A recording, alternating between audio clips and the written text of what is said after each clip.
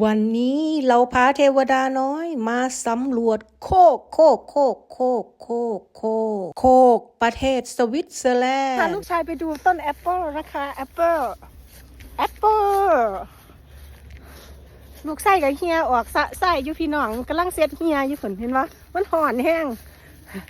เบื้องต้นว่าแอปเปิลพี่น้องวันนี้เราหวนคืนมาที่หมู่บ้านเมกเกนเชดิเกตรัฐลูเซอร์ตะวันตกเฉียงออกของประเทศสวิตเซอร์แลนด์มื้อนี้เทวดาน้อยก็จะแบกบันไดไปอุยุอัญะเพื่อจะไปขึ้นต้นบักแอปเปิลก่อนจะขึ้นเทวดาน้อยก็เช็คดูก่อนว่าบันไดมันสิขึ้นจังใดขึ้นได้บ่เซ็กเบิงพอเดินทางมาถึงเทวดาน้อยก็อยากขึ้นต้นบักแอปเปิลทันทีจากนั้นเขาก็ไต่บันไดขึ้นไปจากนั้นเขาก็ใช้มือของเขาซาวไปที่งาบักแอปเปิลหลังจากนั้นก็ปีนขึ้นไปความสูงอยู่ที่ราว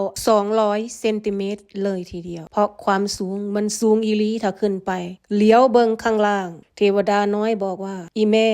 คอยคือเป็นเสียวๆแท้หลังจากนั้นเทวดาน้อยก็งวกหน้างวกหลังตั้งท่าให้มันอยู่แบบพอดีตัวหลังจากนั้นเขาก็แนมเห็นบางอย่างห้อยตาสะสีแดงๆอยู่ตรงนั้นไม่รอช้าเขาก็รีบเด็ดบักแอปเปิลให้อีแม่ทันทีเทวดาน้อยบอกอีแม่ว่าเอาหับบักแอปเปิลน้องแน่บักแอปเปิลน้องมันคือลูกใหญ่แท้เทวดาน้อยงวกซ้ายงวกขวาสิเฮ็ดจังใดคอยสีได้บักแอปเปิลมันคือไก่แท้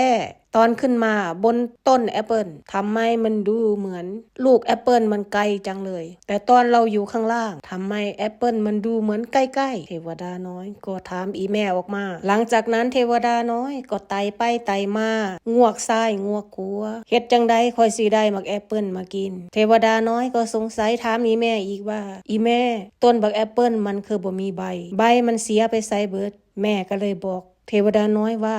ฤดูใบไม้ผลิใบหมักแอปเปิลมันก็ร่วงลงพื้นส่วนเทวดาน้อยนั้นสงสัยว่าร่วงบนพื้นจังใดคือบ่เห็นใบมันอยู่บนพื้นโอ้ถ้าแม่นถามหลายน้อบกอกซับหัวเอาซะบ่หลังจากนั้นเทวดาน้อยก็เลี้ยวไปเห็นหมากแอปเปิลอยู่ใกล้ๆตัวเองแต่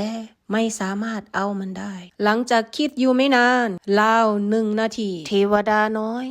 ก็ได้ตัดสินใจไว้ว่าอย่าเอาแม่มันเถอะกินยากินซาหลายบ่กินมันก็ได้ดอกภาษาบักแอปเปิลด้วยความใจร้อนของเทวดาน้อยอีแม่เทวดาน้อยแบกบันไดกลับบ้านเลยทันทีเราก็ได้แอปเปิลกันอยู่ประมาณ2 หน่วยแม่อยากพิชิต